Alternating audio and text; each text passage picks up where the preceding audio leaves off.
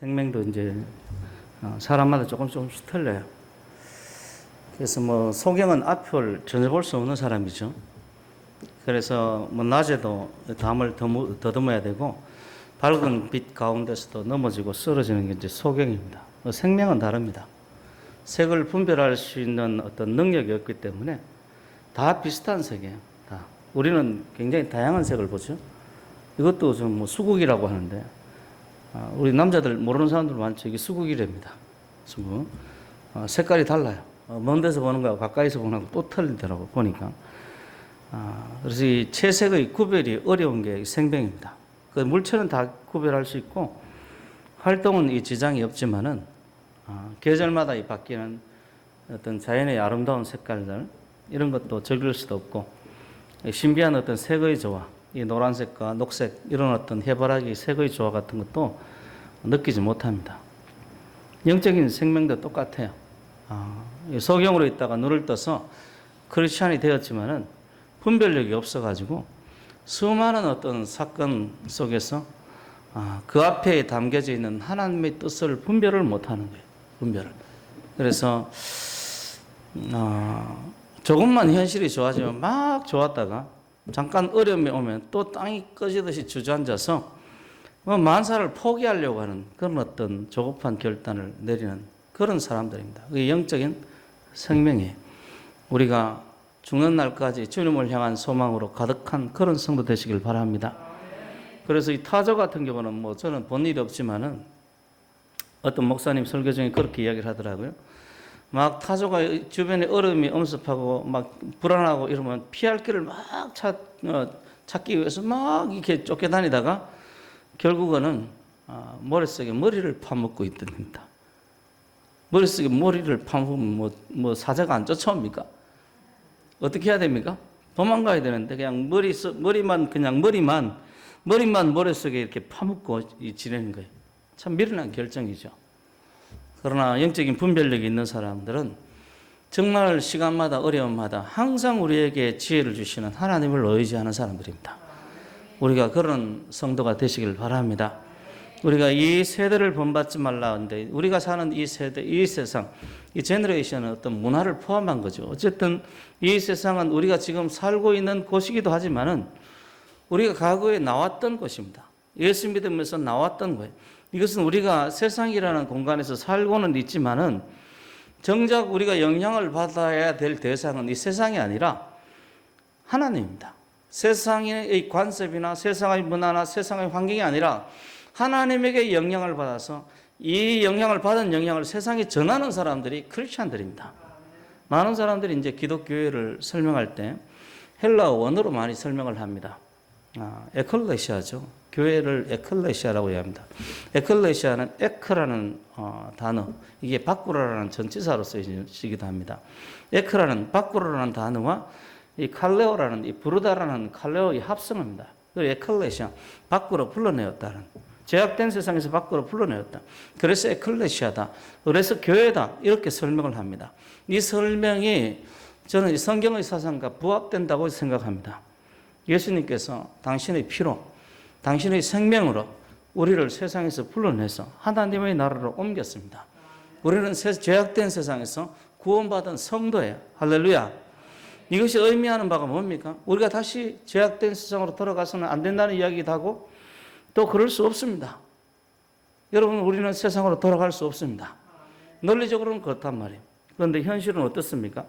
현실은 우리 육신은 여전히 이 세상에서 영향을 받으며 살고 있습니다. 멀리 다른 예를 들 필요도 없어요. 우리 교회만 해도 지금 코로나 때문에 교회를 안 나오는 거예요, 사람들이. 저는 참 황당합니다. 얼마나 많은 사람들이 이 코로나 때문에 교회를 안 나오는지 모릅니다. 참 우리 신앙이 얼마나 세상의 영향을 받고 있는가를 보여주는 거예요. 저는 여러분들에게 그렇게 가르치진 않았잖아요. 그죠? 교회를 드리는 것, 예배를 드리는 것, 목숨을 걸어야 됩니다. 여러분, 우리 주님께서 우리에게 이 예배를 드리기 위해서, 우리가 이 예배를 드릴 수 있도록 하기 위해서 우리 주 예수님께서 십자가에 달려 죽으셨습니다. 그런데 우리 이 비천한 몸을 내놓지 않으면 되겠습니까? 예배 드릴 때 목숨을 거십시오. 그런데 하물며 코로나 정도를 가지고 뭐 이렇게 그러면 안 되는 거예요. 그런데 참 목회자인 제가 회개를 많이 합니다. 하나님, 내가 이거밖에 안 되는군요. 그래서 머릿속에 제가 골몰하는 게 성경 공부 시키는 거예요. 성경 공부를 어떻게든 붙잡아가지고 시켜야 되겠다. 그래서 영향을 받는 측면을 보면 어떤 사람은 많이 받기도 하고 어떤 사람은 적게 받고 이거 차이지. 사실은 누구든지 다 이 세상의 영향을 받습니다. 그러나 우리가 세상의 영향을 받는다 할지라도 우리의 삶의 목표는 세상에 두면 안 돼요. 하나님께 두어야 합니다. 세상과 하나님이 다르기 때문에 방향이 달라요. 방향이. 우리 유명한 이사야서 55장 8절 이야기했죠. 하나님께서 말씀하시기를 이는 내 생각이 너희 생각과 다르며 내 길은 너희 길과 다름이라. 여호와의 말씀이니라. 하나님과 이 세상의 세태는 전혀 다른 길, 전혀 다른 철학과 전혀 다른 사상을 가지고 있어요. 우리가 삶의 목표로 삼아야 될 것은, 우리가 본받아야 될 대상은 예수 그리스도 하나님이십니다. 하나님이 우리에게 영향을 주는 그런 분이어야지 세상이 나에게 영향을 주게 해서는 안 됩니다. 어떻게든 여러분들이 여러분 인생의 목표를 예수 그리스도에게 두길 바랍니다. 바울이 분명히 오늘 본문에서 이 세대를 본받지 말고 라고 이렇게 하고 있어요. 그것은 과거에 우리가 은혜를 받고, 이 과거에 우리가 은혜를 받고 예수 믿고 변화되었잖아요.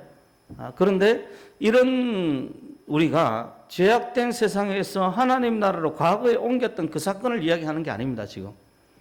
이 과거에 내가 예수를 믿고 하나님의 백성이 된 그 사건을 이야기를 하는 게 아니에요. 이 세대를 본받지 말고라고 이야기할 때 그 말을 하는 게 아닙니다. 이 말을 보면 오늘 본문에서도 우리나라 말도 이제 주의 깊게 보면 알 수 있지만은 헬라 원어로는 현재예요, 현재. 현재 지금 우리가 세상을 본받지 말라는 거예요. 그래서 많은 크리스천들이 예수를 믿고 시간이 지나면 세상하고 비슷해집니다. 그러지 마세요. 그렇게 하지 말라고 이야기를 합니다. 이 현재 우리의 삶은 지금 우리가 세상을 본받지 말라고 지금 말하고 있어요. 그리고 이 변화를 받아라는 말도 과거에 내가 변화받았던 그 변화를 이야기하는 게 아닙니다. 현재입니다. 현재 내가 변화를 받으라는 거예요. 현재 내가 변화를 받는 거예요. 신앙생활에서 그래서 제일 중요한 것은 항상 이야기하듯이 제가 어디로 가는지 그 방향을 정하는 것이다. 우리의 방향의 끝에, 우리의 눈의 끝에, 우리의 시선의 끝에 오직 예수 그리스도가 있길 바랍니다. 그게 중요한 거예요. 그게 우리의 미래를 결정합니다. 사실 현재, 과거 이런 것은 그렇게 중요한 게 아닙니다.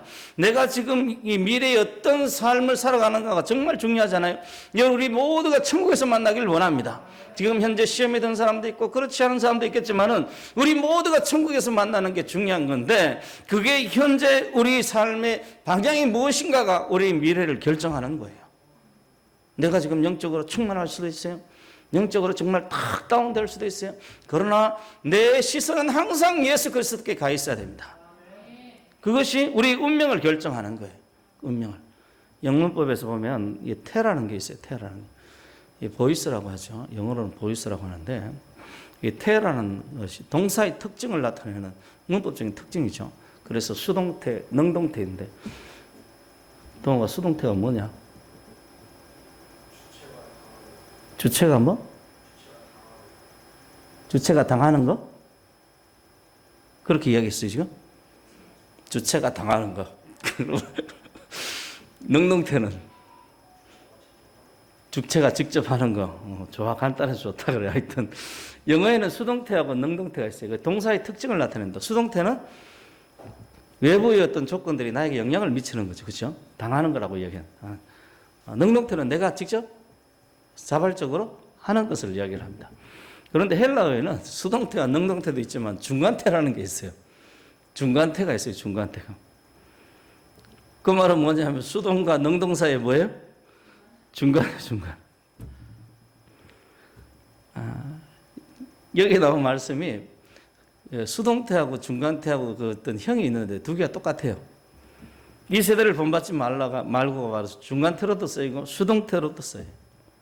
그 말은 뭐냐면 내가 이 세대를 좋아하는 마음도 있어서 이 좋아하는 마음으로 이 세대를 본받기도 하고요. 이 세대가 나를 뭐 하는 거예요? 또 영향을 끼쳐서 영향을 받기도 한다는 이야기예요. 이 두 가지 뜻이 이 말 속에 같이 담겨져 있어요. 여러분 마음이 꼭 그렇죠? 그죠? 세상을 좋아하는 마음도 있고 또 나는 별로 원치 않지만 세상에 나에게 영향을 끼치기도 하잖아요. 특히 뭐 이 먹고 사는 문제, 직장이라든지 뭐 이런 어떤 문제들은 내가 원치 않아도 나에게 영향을 끼칩니다. 어쩔 수 없이 하는 거예요. 그 대신 또 취미활동 같은 경우는 내가 이거 하나님이 기뻐하시지 않는 것 분명히 알면서도 하는 수도 있어요. 지금 그 이야기를, 중간태라는 것은 그 이야기를 지금 하고 있는 거예요. 그런데 그렇게 하지 말라고 그럽니다. 내가 당하는 것이나 혹은 내가 하는 것이나 주변에 영향을 받는 것이나 영향을 주는 것이나 이 세대를 본받지 말라고 이야기를 해요. 우리가 살아가는 이 세상을 본받지 말라고 이야기를 합니다. 그래서 이러한 이 세대를 본받지 말라는 행동이란 우리 결단이 필요하겠죠. 그러나 절대로 필요한 것이 뭐냐면 오늘 성경이 이야기하는 것처럼 분별력입니다. 분별력이 없어서 이거 정말 좀 간장인지 뭔지도 구분이 안 되는 거 있잖아요. 뭐 된장인지 뭔지 간장인지 구분이 안 되는 그런 상태에서 우리가 이 세속에 빨려 들어갈 수가 있는 거예요. 지금 좌파 크리스찬들이 그런 사람들이라. 제가 지난주에도 그런 이야기 했지만 자기 지역을 사랑하면 안 됩니다. 정확히 이야기하면 자기 지역을 사랑하되 하나님보다 더 사랑하면 안 돼요. 그건 하나님을 배신하는 겁니다. 그건 우상이에요. 심지어는 어떻게까지 이야기합니까? 자기 목숨보다도 누구를 더 사랑하라고 그래요? 하나님을 더 사랑하라고 합니다. 예수님께서 가장 첫째가 하는 계명이 뭐냐라고 물어볼 때 내 마음을 다하여 내 뜻을 다하여 내 목숨을 다하여 주님을 사랑하라. 목숨을 다해서 누구를 사랑해요? 하나님을 사랑하는 거예요. 하나님을 사랑. 그게 계명의 첫째가 하는 계명이에요. 그게 제일 중요한 계명이라는 거예요.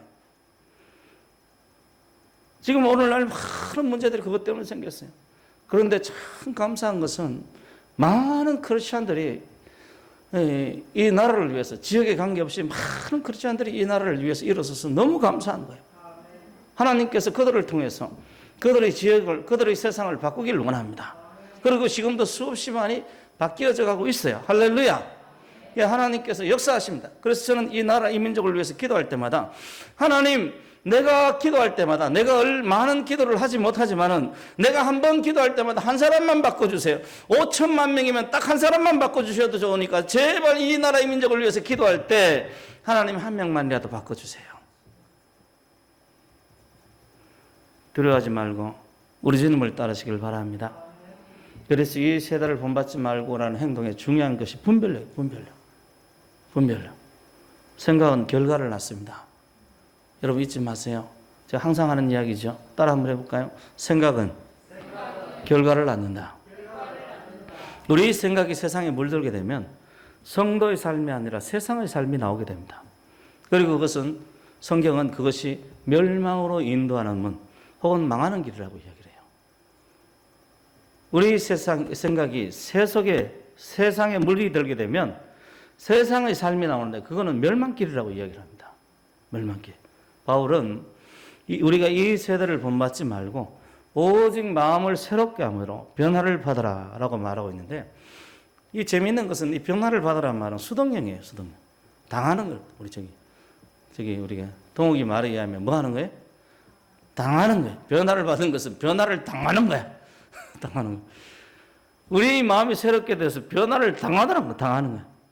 우리가 언뜻 생각하면 우리 노력이 절대적으로 필요할 것 같잖아요. 담배를 끊는데 우리 노력이 필요하고요. 술을 끊는데도 우리 노력이 필요한 것 같잖아요. 그래서 변화를 받으라고 이야기를 하면 우리가 변화를 위해서 노력해야 되는구나 이렇게 생각합니다. 그런데 성경은 그렇게 이야기하는 게 아닙니다. 우리가 잘 알듯이 성경은 우리에게 소망이 없다라고 이야기를 해요. 소망은 주께 있습니다. 그리고 우리가 하나님께 소망을 두고 살아갈 때 우리가 소망이 있는 사람이 되는 거예요. 어떤 사람들은 자신의 삶의 변화를 위해서 많은 노력들을 기울이는 사람이 있습니다. 그리고 그것은 어쩌면 대단히 비상한 노력들이 필요하거나 아니면 대부분 실패합니다. 술이나 담배에 대해서도 역시 마찬가지예요. 술 끊으려다 실패하는 사람들, 담배 끊으려다 실패하는 사람들, 교회 내에서도 부직이 있습니다. 그래서 이 사람들이 나중에 결국 끊는 사람들이 나중에 찾아가는 곳이 어딘지 아십니까? 기도원입니다. 기도원. 기도원에 가서 기도해서 하나님 은혜 받으니까 싹 끊어지는 거예요. 싹 끊어지는 거예요. 자신의 노력으로 한 게 아니라 자신의 노력한 것은 하나님께서 내게 은혜 주시기를 기도했을 뿐이에요. 근데 누가 끊게 하신 거예요? 하나님이 끊게 하신 거예요. 저도 역시 마찬가지입니다. 여러분들에게 간증했지만은, 담배를 피니까요. 은혜 받고 담배를 피니까 자꾸 멀미가 나요. 얼굴이 하얘지고요. 담배 한 대 피는데 얼굴이 하얘지고요. 막 속이 미식미식하고요. 머리가 아프고 미치겠어요. 한 번만 더 해보자 하다가 죽는 줄 알았습니다. 담배도 역시, 술도 역시 마찬가지였어요. 제가 여러분들에게 여러 차례 이야기한 것처럼 제가 소주를 3병을 먹는 사람입니다. 그 다음부터 제가 술 먹는 것 같은 생각이 드는 거예요. 3병은 먹어야 이제 기본을 한다. 그래서 혼자 있으면 그게 제가 20대 초반이잖아요. 혼자 있는데도 소주 1병씩은 기본적으로 들고 다니는 사람이에요. 혼자 들고 가가지고 밤에 저기 우리 대학 선배님 거기 연못도 있잖아요. 조그만 연못. 그 연못가에서 이렇게 소주 들고 이렇게 1병 이렇게 마시던 그런 사람이에요. 얼마나 술을 마셨는가. 시험 기간에도 술을 마시던 사람이에요. 시험 기간에도 술에 취해가지고 시험 공부하던 사람이에요.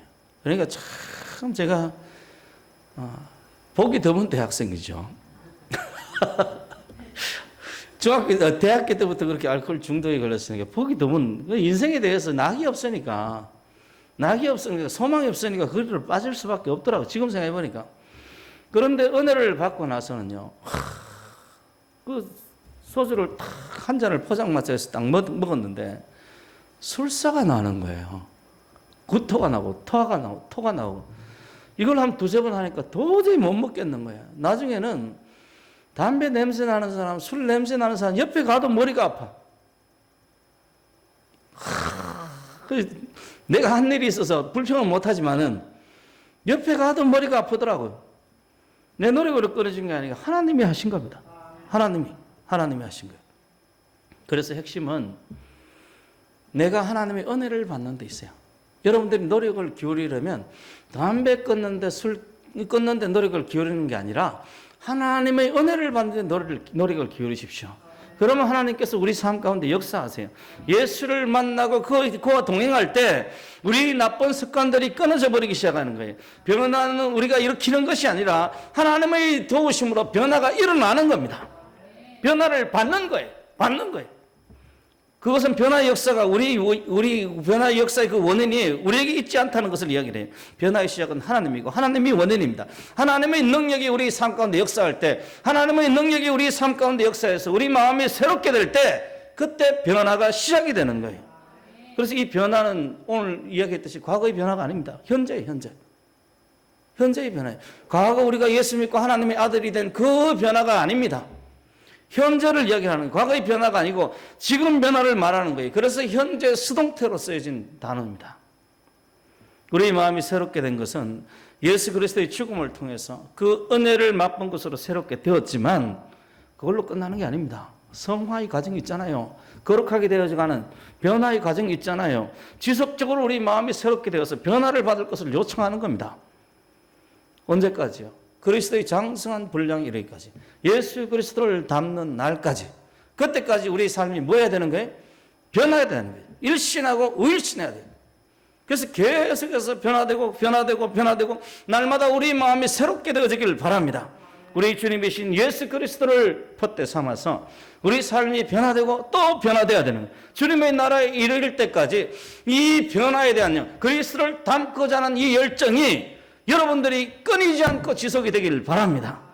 그 발걸음을 계속해야 되는 거예요. 이러한 마음의 변화 혹 생각의 변화는 우리를 하여금 이 세상을 다른 세상으로 보게 만듭니다. 생각이 바뀌면 세상이 다르게 보입니다. 같은 생각이 다르게 보이는 것은 우리 마음이 생각이 변화되었기 때문에 그런 거예요.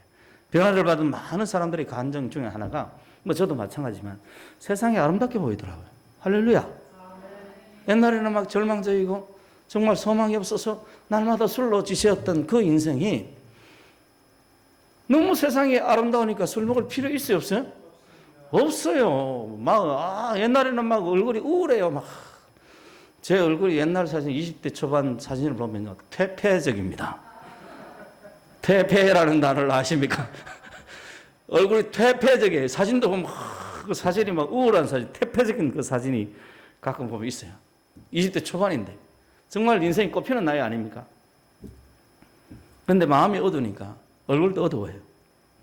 변화를 받은 많은 사람들이 한결같이 이야기하는 것 중에 하나가 세상이 아름답더라는 거예요. 저 남아꽃이 정말 빛이 나는 것 같다는 거예요. 저 하늘이 얼마나 아름다운지 모른다. 그건 그들의 마음이 변화되어서 하나님의 시각을 가졌기 때문에요. 하나님이 세상을 창조하실 때 뭐라고 그럽니까? 첫째 날 창조하시고 좋았더라. 둘째 날 창조하시고 좋았더라. 그러니까 세상을 보면 좋은 거예요. 마음이 기쁜 거야. 여러분 마음이 그러한 마음이 되어지길 바랍니다. 여러분들이 혹시 기억할는지 모르겠지만은 아라이라는 해적이 있었습니다. 가난한 나라에서 태어나서 할 수 있는 일이 많지 않았어요. 그래서 직업이 해적입니다. 그래서 해적이 고수익 직종이기 때문에 아무나 들어갈 수 없는 직종. 그래서 그 나라에서는 사모하는 직종이 해적이에요. 이 아라이도 역시 해적이었습니다. 해적. 2011년에 사모 주얼리 피납 사건에 관계되어서 그 당시 그 배의 선장이었던 석해군 선장에게 총을 쐈던 사람이 바로 이 아라이입니다. 소말리아 해적이었어요. 그가 우리나라에 와서 감옥 생활을 1년 넘게 하면서 한 인터뷰 기사가 기억이 나는데 그 기사 내용이 유난히 기억이 나는 게 뭐냐면 한국에 살고 싶어요. 징역 13년인가 14년 정도 받았습니다. 감옥이라도 좋으니까 어디 살고 싶어요? 한국에 살고 싶어요. 한국에 살다 보니까 자신이 한 해적질이 나쁜 짓인 것을 알게 되었어요. 자신이 소말리아에 살 때는 이 해적이 고소득을 이룰 수 있는 어떤 사모하는 직업이었는데 한국에 살다 보니까 그게 나쁜 짓인지 알게 된 거예요. 그래서 다시는 그 생활로 돌아가고 싶지 않은 거예요. 자신이 다시 소말리아로 간다면 다시 그런 생활을 또 할 것 같았던 거예요. 그래서 한국에 살고 싶어요. 감옥 속에서 살더라도 한국에 살고 싶어요. 이렇게 이야기했던 거예요. 2015년에 석해군 선장이 자신에게 총을 쏜 아라이에게 면회를 갔습니다. 그때 해적이 한 말이 미안하다. 이 아라이 마음이 변하고 생각이 변했어요. 왜냐하면 소말리아가 아니고 한국에 살고 있기 때문에 생각이 바뀐 거예요. 우리도 하나님의 나라에 산다면 마땅히 세상과 세상 생각이 달라야 됩니다. 왜 많은 기독교인이 현 정권의 사람들에 대해서 비난을 합니까? 많은 기독교인들이 눈에 보기에는 현 정권의 사람들, 현 정권을 잡고 있는 많은 사람들이 비정상으로 보여요. 한글같이 이야기하는 것 중에 정신병원에 가 있었으면 좋겠다라는. 왜 그 사람들이 정신병자처럼 보입니까? 이번에도 이 타임지 사건이 유명하죠, 또 그죠? 다들 아시죠? 타임지 사건에 사진을 이렇게 탁 했는데 그 타임지 그 기사 내용은 문재인이 정상이 아니라는, 정신병자라는 거예요. 망상이라는 단어를 써요. 망상이란 말은 누구한테 쓰는 단어입니까? 정신병자한테 쓰는 단어예요. 우리나라 대통령을 정신병자라고 타임지에서 이야기하는데 청와대에서는 그걸 자랑이라고 광고를 냈어요. 아, 우리 대통령이 지금 이 타임지에 사진 나왔다. 표지 사진이다. 기독교인들이 보면 이건 정말 이상한 거야. 사람 같지 않은 거예요. 어떻게 정상적인 사람으로서 자기를 정신병자라고 이야기하는 그 기사를 자랑으로 실을 수가 있겠습니까? 참 이상하죠? 그런데 그들은 그게 자랑인가 봐요. 우리는 잘 이해가 안 되잖아요. 왜 그렇습니까? 다른 가치관을 가지고 살기 때문에요. 그 사람들이 생각하는 것과 우리 생각이 달라요. 하나님의 생각과 사람들의 생각이 다르듯이 그들의 생각과 우리 생각이 다른 거예요. 그리고 이 대한민국은 과거 70년 동안 이 생각이 다른 크리스천에 의해서 이끌려져 왔던 나라입니다. 70년 동안 크리스천들이 이 나라를 다스려 왔어요. 그래서 많은 사람들이 크리스천이 아니더라도 어떤 사고방식을 가지고 사는가 하면 크리스천의 어떤 가치관을 가지고 살아요. 남자는 남자, 여자는 여자. 맞습니까? 그런 가치관을 안 믿는 사람들도 가지고 산다니까요. 남자는 남자, 여자는 여자. 거짓말은 나쁜 거야. 자기 편이라도 거짓말하면 안 돼. 이걸 안 믿는 사람들도 그런 생각을 가지고 살아요. 왜냐하면 크리스천들이 70년 동안 그렇게 나라를 다스려 왔기 때문에요. 이 대한민국은 그런 기독교인에 의해서 이루어져 왔고 가꾸어졌던 그런 나라입니다. 여러분 꼭 기억하셔야 됩니다. 우리는 죄악된 세상에 살고 있지만 하나님의 백성으로 사는 사람이에요. 우리가 세상을 변화시킵니다. 세상의 소망은 우리에게 있습니다. 그래서 우리가 이 세상에서 출세하는 것이 목표가 아니라 하나님께서 만드신 이 세상, 정말 우리 죄악으로 타락한 이 세상을 하나님의 나라로 만들고자 하는 꿈이 우리 가슴속에 있어야 됩니다. 하나님의 나라를 만들고 싶은 그런 꿈이 우리 가운데 있어야 돼요. 우리 출세가 아니고 내가 잘 먹고 잘 사는 것이 아니고 정말 하나님께서 이 나라를 축복하시기를 기도하고 또 그렇게 살아야 하는 겁니다. 그러니 정욕 가운데서 자기 자신과 자신들의 세력만을 위해서 사는 사람들을 보면 너무 이상하게 보이는 거죠. 저렇게 살면 안 되는데. 대통령 아들이 돈 타먹으면 안 되는데. 그죠? 대통령 아들이 돈 타먹으면 안 되지. 한두 푼도 아니고. 돈을 억대가 넘더만 지금 공식적으로 타먹은 돈이. 이상하게 보이는 거예요. 정상이 아니라 저 인간들은. 왜 저렇게 살지? 왜 저렇게 자기 이익을 위해서 살지? 이 나라 이 민족이 잘 살아야 되는데 민족을 파괴하고 있잖아. 이 나라를 파괴하고 있잖아. 그래서 크리스찬들이 들고 일어서는 거예요. 그 크리스찬의 눈에는 환하게 보이는 겁니다. 그들을 통해서 이 세상이 지금 망가지고 있다는 게, 그들을 통해서 이 대한민국이, 자유 대한민국이 정말 하나님의 정의가 세워져 가던 이 나라가 짐승의 나라가 되어가고 있다는 것이 눈에 보이는 거예요. 그런데 어떻게 가만히 있을 수 있겠어요? 오늘 새벽에 우리 집사람이 그런 이야기를 하더라고요. 최재형 원장에 대해서 이야기를 하더라고요. 최재형 원장이 왜 대통령 나오려고 하는지 아느냐고 그랬더니 내가 그 마음을 어떻게 알아요, 내가? 모르죠. 또 기도해보면 하나님께서 최재형 원장이 이것 때문에 나온다 이렇게 가르칠 수도 있겠지만은 대개의 경우 나는 기도도 안 할 거고 기도한다고 해도 참 응답받기 어려운 일이라.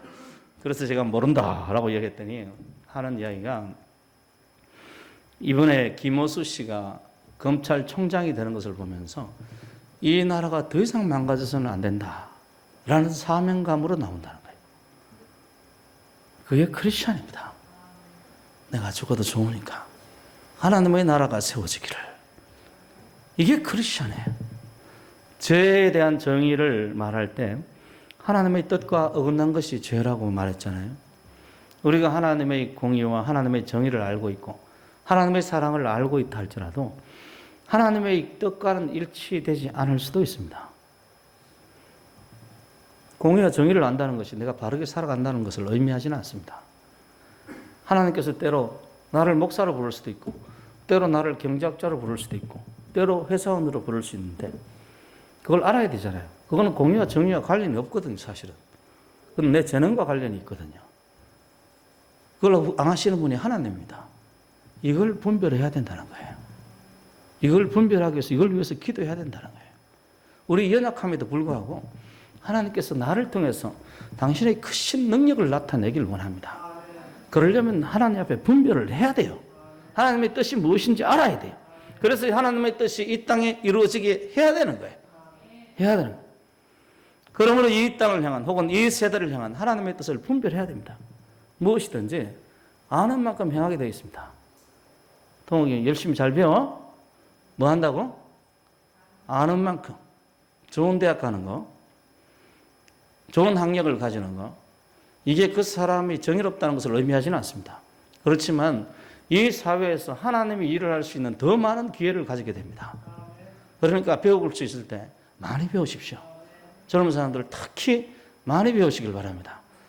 그래서 이 시간, 하나님 주신 시간을 그냥 보내지 마세요. 하나님의 뜻을 분별하면서 그 뜻 가운데 살아가십시오. 아는 만큼 행하는 거예요. 가족 구원이 중요하다. 이렇게 알고 있으면 가족 구원을 위해서 최선을 다하겠습니까? 안 하겠습니까? 최선을 다하는 거예요. 최선을 다하는 거예요. 그래서 나경일 목사님 같은 경우는 자기 어머니를 구원하기 위해서 그 어린아이가, 중학생 어린아이가 일주일간 금식을 한 거예요. 일주일간.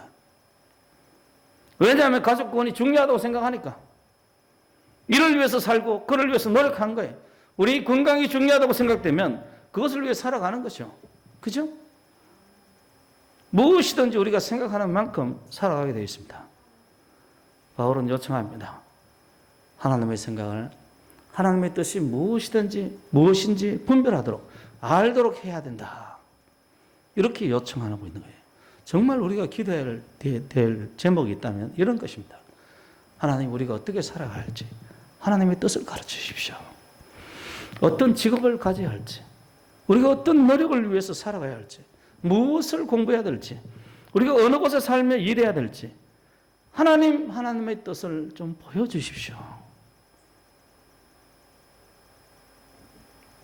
제가 자주 이야기하던 성 마리안느라는 영화 속의 대사를 여러분들에게 자주 이야기하죠. 제가 그게 기억이 나는 것은 저도 그 마음이 똑같았기 때문에요. 막 신학교 무렵에 TV에 성 마리안느라는 영화를 했는데 이 마리안느라는 수녀 이야기입니다. 그 수녀가 바위 위에서 하늘을 쳐다보면서 달빛 속에서 그렇게 하나님 앞에 되뇌이는 거예요. 하나님의 사람으로서 가장 큰 고통이 있다면 하나님의 뜻이 무엇인지 알지 못할 때이다. 이런 사람들에게 하나님께서 자신의 뜻을 보여줍니다.